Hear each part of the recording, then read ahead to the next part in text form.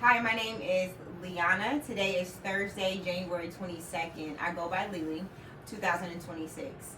Um, I feel I feel that God led me to record my journey through recovery in real time a little bit over a year and a half ago. Recently, on Saturday, January 17th, 2026, I reached 2 years of sobriety from crack cocaine. Only thanks to the grace and mercy and faithfulness of God, because He's been faithful even when I haven't been. So I've been able to rest in that. Um, about a week before my anniversary for hitting 2 years, I felt led to end this series of documentation of my journey in real time. So this video is gonna be a little bit different today. I got a guest, my best friend. I'm Mike Moss, and yeah, I've been knowing Lily our entire life. I think we started school at preschool, kindergarten. Like we started For sure, kindergarten. from the ground up, Yeah. right? There's no point in my life that I remember not knowing Lily. So yeah, our families go way back. We go way back, and then of course our story goes back over 20 plus years, over 25 years. So it's exciting. I'm excited to get into this conversation. Lily actually invited me to be a part of this conversation for the finale for a very specific reason, which I'm honored to be here for that. Can you tell us a little bit about that? Absolutely. So I'm going to start because I believe it always begins and ends with Jesus. So this verse kind of stood out to me just now when we started to record. This is Amos 3:3. Do two walk together unless they have agreed to do so? Where's Amos at? It is after Jeremiah. So that's Old Testament? Old Testament. Okay. So the reason why I think that's significant to us, Michael, is because the reason I asked him to join me is this is an accountability ending for me. This is me standing in accountability and realizing that I haven't asked the most important people to me, how did I make you feel? Or how did it hurt you when I was in addiction? Or is there something I can do? The realistic truth is I might not be able to answer every question, but I can listen. I can apologize for how you feel. And so I'm willing to do that. So I asked Michael to share his thoughts, concerns, questions on how I affected him during my addiction. Yeah. And not only for you, but for all the people that you represent that I haven't been able to communicate with, maybe the way that they need to and aren't able to share with me. You know how close I am to my nephews. For sure. You know what they mean to me. Absolutely. I'm sure I hurt them because I kind of just disappeared during that time frame. Yeah. I went from being consistent to loving them being my everything to just falling off with no explanation, unless I was calling to get something, which means I lied, I schemed, I did whatever it took to get the drugs that I wanted, needed at the point I was in addiction. Right. So, before we get into that, I do want to, first of all, say thank you. I think that this conversation, the opportunity for us to talk, we don't have mics on, so maybe I need to speak up, but just for us to have a conversation, number one, of accountability that was invited. You know, I didn't ask you for this moment, so it's even more special to me that you actually invited me to have a conversation, for you to be accountable and just hear my feelings. You know, I think that from my standpoint, I said this to you earlier, we were driving over here, I think it's very selfish of me to want to force you to be accountable for anything that I felt, because I'm not sure how that could trigger you or push you back into anything, whether it be due to guilt or anything. Like, so this is not a conversation we would ever have outside of God putting it on my heart that that's something that y'all need to do, or outside of you inviting me to do that. Like, I had already considered all these different things, and I was okay going the rest of my life without getting that clarity. So for us to have the opportunity to do this, I appreciate you and I thank you. And I intentionally did not plan a conversation for this, just to have an authentic interaction with you and just to see what God does with the conversation. absolutely. I thought about I thought about thinking it through, or and I decided like let's just have it because I want to be able. I thought about how would I feel. I thought about how would I feel if I hurt somebody and they couldn't change what happened. Gotcha. What would I want? And I would want someone to at least hear me out. Gotcha. So I want to give that to you and whoever, you know. I appreciate that. Yeah, no, for sure. Hey, cutie. Yeah, we're recording, but we got a little special guest, and so if you see anybody join us, y'all just wave at the camera. She you might know, pop so up. she may just pop up. You know, you never know. But I really, really, really feel that I honestly, I don't know what the stages are for people that are close to you or people that love you, but I had strong denial in the beginning. Like I naturally am a protective person, but I was very overprotective of you during certain stages. Do I you? remember. Okay. I do. Okay. Gotcha, I remember. Gotcha. But the starting point to make me feel like something is very wrong was, I think there was a message you sent me one time about needing some money, and I was like, Leah, I really don't have that much money. And I think it went across. I can't remember if you were in Vegas or if you were in a different city, but I remember you saying you were in an abusive relationship, right? And you was just like, if you can just get this money to me, I'll have enough to get home. I don't have my job and my stuff figured out, but it'll just get me here. Right. Just want to be safe, da-da-da. And I was like, okay, cool. If I send this to you and I get you back, we can just start fresh, right? And then I remember maybe a week or maybe 4 or 5 days from then, I remember something happening where two different people messaged me, right? And it wasn't that they messaged me because when they first told me, it was just like, hey, is everything okay with Lily? She asked me for some money. I hadn't spoken to her in a while. Do you know if she's okay? And my first thing was overprotectiveness. And I'm just like, yes, she should be fine. She should be okay. Yes, she should be good. I was like, did you send her money? And they was just like, well, I wanted to talk to you first. They was like, but they told me that she's told us not to reach out to you. But not she told us, she told me. Because it was 2 different people individually. Yeah. One of them told me, and then the other person told me, and it was 2 separate type of people.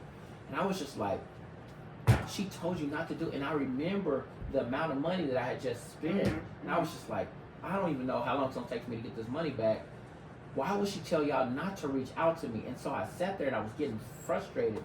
Like, wait, what? And I was like, I don't know what's going on, but don't send her nothing else until I figure out what's going on. And they was like, okay. And then one of our mutual friends, Jeffrey, hit me one time, and he told me, he was just like, yo, he's like, Lily asked for this.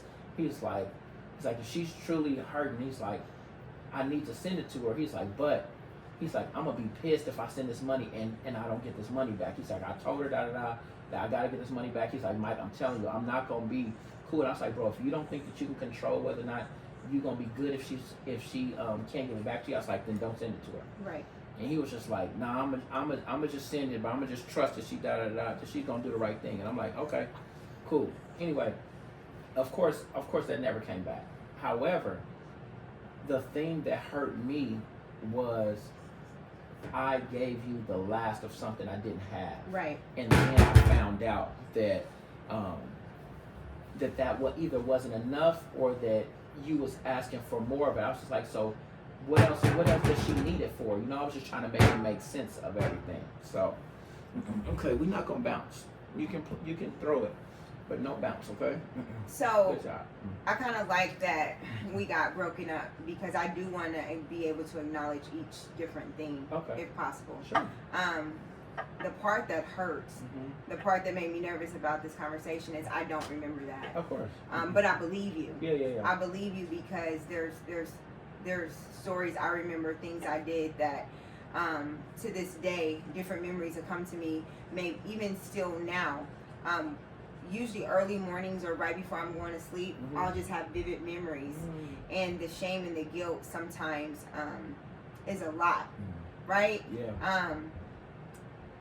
Yeah, so I'm sorry. I don't really remember. I Yeah. don't remember those specific times. And you know what's crazy is that I went to therapy with a close family member of mine, and a triggering thing that they did to me as a child, I've never forgotten it my whole life, and they don't remember it all. That's not the hurtful part. I can deal with you not remembering. It was them telling me that it never happened. Oh no! When they told me it never happened, I said, "Listen, I'm here trying to get some resolve with you. But if that's the road we're gonna take, we can end it now. Like I don't need. I'll find my healing on my own." Yeah. The fact that you are willing to allow me to tell you my truth, Yeah. regardless of your remembrance, is, I just feel like it's just a testament to your characters. It's a testament to what God is doing in you, for you to be willing to even hear and stand in something that you may not even remember. So I just appreciate you saying that. Yeah. Because even you saying that you don't remember, I truly believe that. I'm literally just saying this for the accountability and so that you can have clarity Absolutely. on the different steps of what broke parts of me and what made me become resistant to wanting to give my all to a friendship. Does that make Right. sense? It broke your trust. Yeah. Because you have my back. Yeah. You've always have.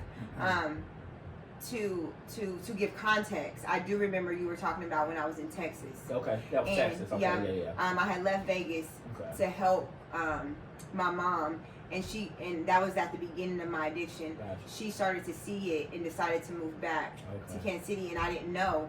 Gotcha.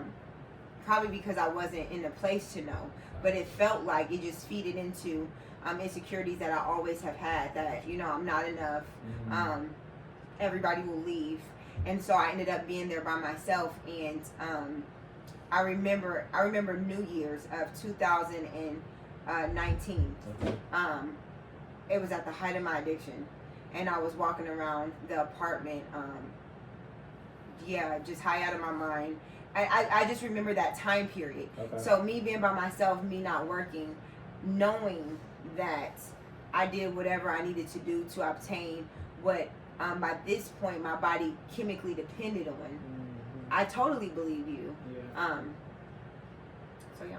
But yeah. So for me, in those moments, I felt embarrassed. Like I felt like I protected somebody who was only looking out for themselves.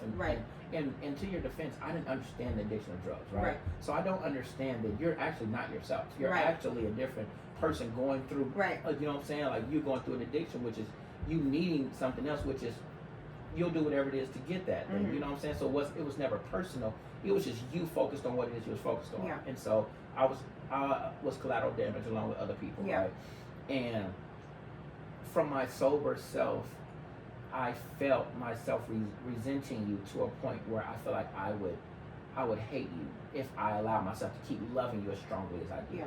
And so I felt like I needed to pull back so that I could have love on standby if anything ever changed and it got better. You know what I'm saying? So for me, I was just trying to protect my heart after a certain point.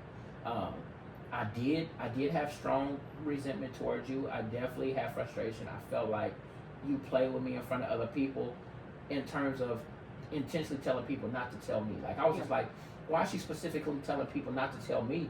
And in a weird way, it was cute because I was like, well, dang, everybody know that she loves me enough to where she tell everybody, don't tell Michael. Absolutely. So, you know what I'm saying? So I was about to say, because that's how important you was.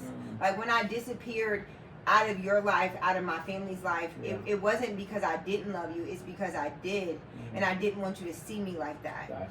I was disappointing myself, so I wholeheartedly knew that I was disappointing you. And and I know you know me. So my character is that when I come around, I bring joy, I bring happiness. And so I had nothing to be proud of. So, and then, so yes, I was technically taking advantage of you. So that's another reason I didn't want people to tell you. Was because I didn't want you to find out. No, of course, but I found it out. It's almost like I say sometimes. People say like, if I could marry somebody and they love my life, like if you cheating on me, just don't tell me. Like, like if I'm this happy, like if you found a way to do this and still get yours on the side, like just do it. Because as soon as I find out, I have to make a decision. Now, you know what I'm saying? So like just let me live in the fact that we are good until I found out, until you can't hide it no more. And then Yeah. I'll figure it out when this happens. But Because then you gotta make a decision. exactly. So Yeah. it's just like somebody else popped my bubble, we didn't pop it. Yeah. You know what I'm saying? So Yeah. I felt like somebody else had access to me being embarrassed, because as strong as confident as I was protecting you, I felt like I got played with other people at the same time. Like, it wasn't like it was brought to me or anything like that. And of course, there's no perfect way to tell somebody you're on drugs, right?